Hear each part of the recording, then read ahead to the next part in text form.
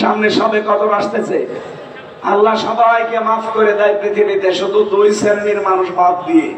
এক নম্বরে যারা মুশরিক, যারা শিরিক করে। দুই নম্বরে যে মানুষগুলো হিংসুক, যারা বিদ্বেষ রাখে।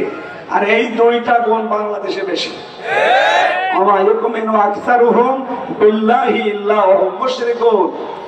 আপনি মুসলমান দেখতে পাচ্ছেন, ইমানদার দেখতে পান। হ্যাঁ, এরা ইমানদার, কিন্তু অধিকাংশ গুলো মুশরিক।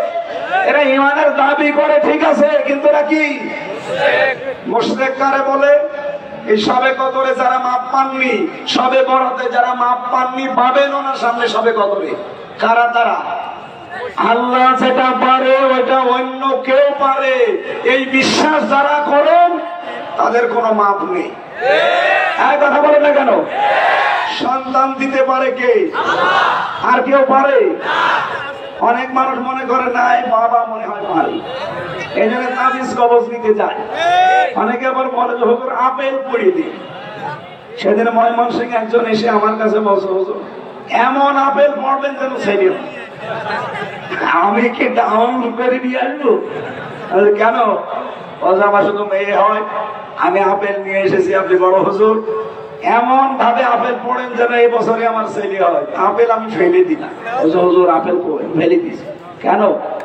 আরে ভাই, আপেল পড়ে যদি ছেলে হতো আমার 3টা মেয়ে, আমি ম্যাডামরে প্রতিদিন আপেল খাওয়াতাম। কি বিশ্বাস মানুষের! সুতরাং সন্তান দিতে পারে কোন হামজা, কোন মাজারে, কোন আপেলে? কে? আমাদের জাতির পিতা 86 বছর একাধারে দোয়া করেছিলেন, রব্বি হাবলি মিনাস সালিহিন, হে আল্লাহ আমাকে একটা নেককার সন্তান দাও। 86 বছরও দোয়া কবুল হয়নি। 86 বছর পরে আল্লাহ তার দোয়াটা কবুল করে জবাব দিয়েছেন, ফাবাশশারনাহু বিগুলামিন হালিম, আমি তোমাকে একটা ধৈর্যশীল সন্তান উপহার দিলাম, সুসংবাদ দিলাম। জাতির পিতা একজন নবী, নবীর বাবা নবী। এইরকম মানুষের যদি 86 বছর লাগে, আপনি বিয়েই করেননি আর ছেলে চান। সুতরাং আশা করা বাদ দেন, আল্লাহ যেটা পারে ওইটা অন্য কেউ পারে না। সুতরাং সন্তান কে দিতে পারে? 2 নম্বরে আলা লাহুল খালকু ওয়াল আমরু, সৃষ্টি যার, আইন চলবে। আরো জোরে বলেন, সৃষ্টি যার, আইন চলবে। এই বাংলাদেশ বানিয়েছেন কে? এখানে আইন চলবে কার?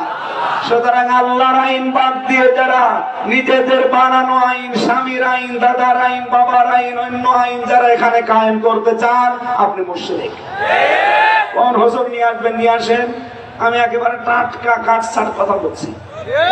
যারা আল্লাহর আইন বাদ দিয়ে এখানে অন্য কোন আইন প্রতিষ্ঠা করতে চান, সে যে দলের নামেই হোক, আপনি কিন্তু মুশরিক।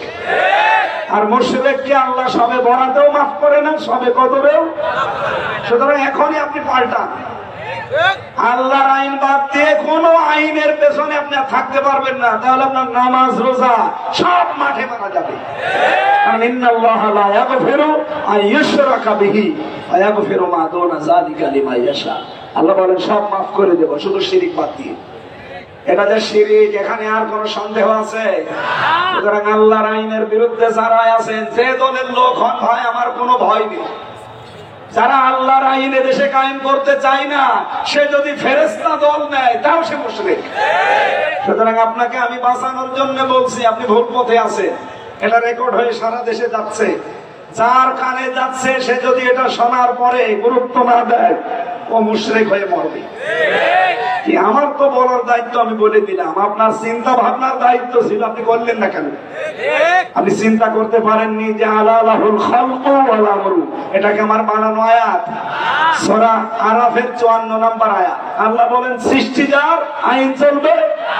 ইনিল হুকমু ইল্লা লিল্লাহ, সূরা ইউসুফ 40 নম্বর আয়াতের মাঝের অংশে আছে। হুকুম দেওয়ার একচ্ছত্র মালিকানা কার? সুতরাং এই দেশে কোনো বাবার হুকুম আর চলবে না, কোন স্বামীর হুকুম চলবে না, কোন চাচার হুকুম চলবে না। এখানে আইন চলবে, হুকুম চলবে একমাত্র কার? এর পক্ষে যারা আছে তাদের আল্লাহ মাফ করবে, এর বিপক্ষে যারা আছে তারা মুশরিক। এই সবে বরাতে মাফ পায়নি, সবে কদরেও মাফ পাবে। এর ভেতরে আর কোন ভেজাল আছে? এরপরও যদি কেউ না বোঝার ভান করে থাকেন, এদিকে আসি, এমন জোরে কানে নিচে দুইটা দেবো, সব বুঝে ফেলেন। এত কিছু বলার বড় বলে হুজুর আমি বুঝি না, আপনি কি করলে বুঝবেন বলেন? সুতরাং যিনি আজকের সভাপতি আমার আরাফাতের ভাই, আল্লাহ যেন তাকে ওই তিনটা কথা কাবা শরীফ সামনে নিয়ে যেটা বলেছিলেন ওটা ঠিক রাখার তৌফিক দেন, বলে না আমি।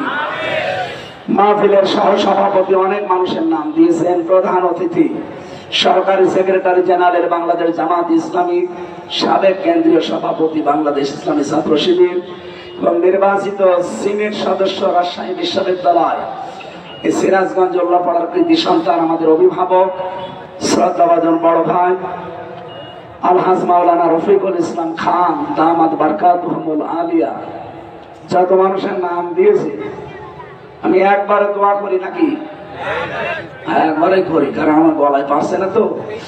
এতক্ষণ যিনি আলোচনা রাখলেন তানজিমুল মিল্লাত ইন্টারন্যাশনাল ক্যাডেট মাদ্রাসা ঢাকার শ্রদ্ধাভাজন প্রিন্সিপাল জনাব মাওলানা নূর মোহাম্মদ সিরাজি, সিরাজি যেহেতু সিরাজগঞ্জের বাড়ি মনে হয় নাকি?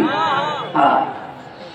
আলোচনা রেখেছেন হাফেজ কারি মাওলানা নূর নবী হোসেন জিহাদি, আমার আগে যিনি কথা বললেন মাওলানা হোসেন মাহফুজ সহ অন্যান্য ওলামা ইকরাম, মঞ্চে বসা সম্মানিত ব্যক্তিবর্গ, আমি যার মাধ্যমে আজকে এখানে এসেছি এই দাওয়াতটা নিয়েছিলাম অ্যাডভোকেট মিঠু ভাইয়ের মাধ্যমে। আপনাদের এলাকায় বাড়ি মনে হয়, কোথায় বাড়ি? সাঁথিয়া, শ্বশুর বাড়ি এখানে, জামাই আপনাদের।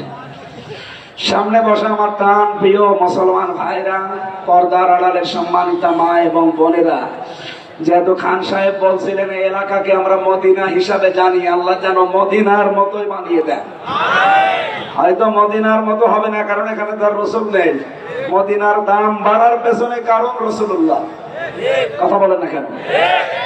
লাইন শাকারতুম লাযিদান্নাকুম, যদি কেউ নিয়ামতের শুকরিয়া আদায় করে আল্লাহ সেটা বাড়িয়ে দেয়।